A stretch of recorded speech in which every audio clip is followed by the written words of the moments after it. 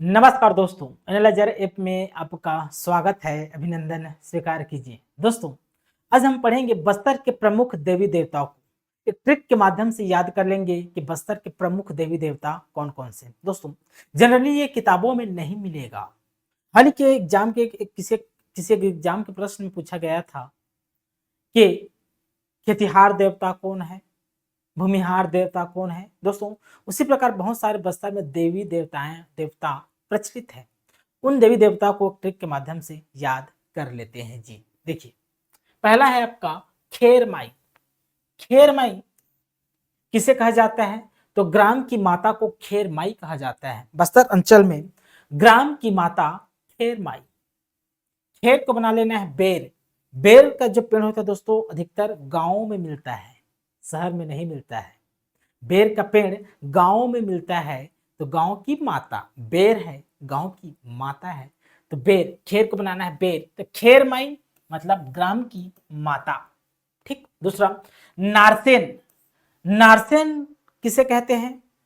तो ग्राम की सीमा पर पहरा देने वाला देवता होते हैं। ग्राम की सीमा पर जो पहरा देने वाले देवता होते हैं उसी को नारसेन कहा जाता है। नारसेन कैसे याद करेंगे? तो नारसेन सेन से याद कर बना लेना है सेना।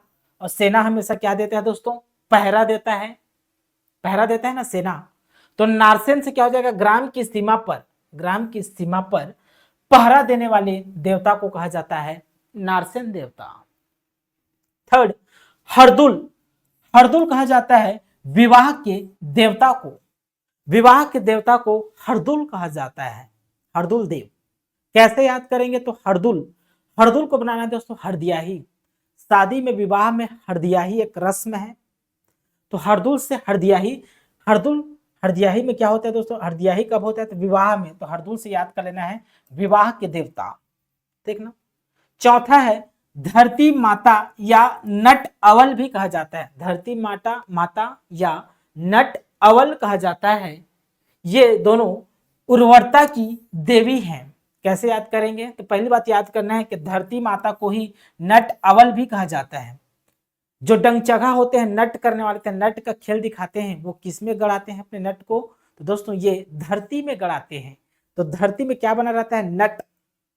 नट दिखाते हैं, डंगचगा सुने होंगे आप लोग, समझ में आ रहा है ना? तो नट अवल और धरती माता, धरती से ही बना रहे दोस्तों, धरती में ही उर्वरता होती है, तो उर्वरता की देवी धरती माता को कहा जाता है। ठीक। फिफ्थ है हुलेरा पेन।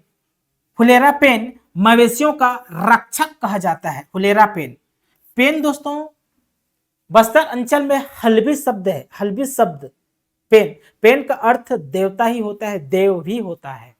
हुलेरा, जैसे दोस्तों गांव पे हम जाएंगे तो जो मवेशी रहते हैं, पशु रहते हैं, उसके हुर्र ऐसे बोलते हैं, हुर्र रास्ता पे आगे है। तो हुलेरा, हुलेरा मतलब किसे हुलेरा जाता है? तो याद रखना है मवेशियों को। ठीक ना? तो हुलेरा पेन मवेशियों के रक्षक को कहा जाता है। ठीक। फोर्थ है गड़सम। बाघों से गांव की रक्षा करने वाले को गड़सम देवता कहा जाता है। जैसे गढ़ को बना लेना है गनसम, गन, गन से रक्षा करने वाला। तो गन को मान लेना है दोस्तों बाघ। बाघ से जो रक्षा करने वाले देवता है उसी को गड़सम कहा जाता है, गड़सम। ठीक। अगला है देखिए हमारा गोंडिन देवी। गोंडिन देवी कौन है? तो घर के देव स्थान में, प्रत्येक घर में दोस्तों, प्रत्येक घर का अपना एक देव स्थान होता है जहां पूजा की जाती है। तो घर के देव स्थान में पूजे जाने वाली देवी को गोंडिन देवी कहा जाता है। कैसे याद करेंगे दोस्तों? तो गोंडिन से बना लेना है गुंडा। गुंडा घर में क्या हो जाता है? छिप जाए। गुंडा भागते हुए आता है दोस्तों और घर में छुप जाता है। गुंडा मतलब जो विलेन होता है वो, है ना? तो गुंडा घर में छुप, घर के किसी स्थान में छुप जाता है।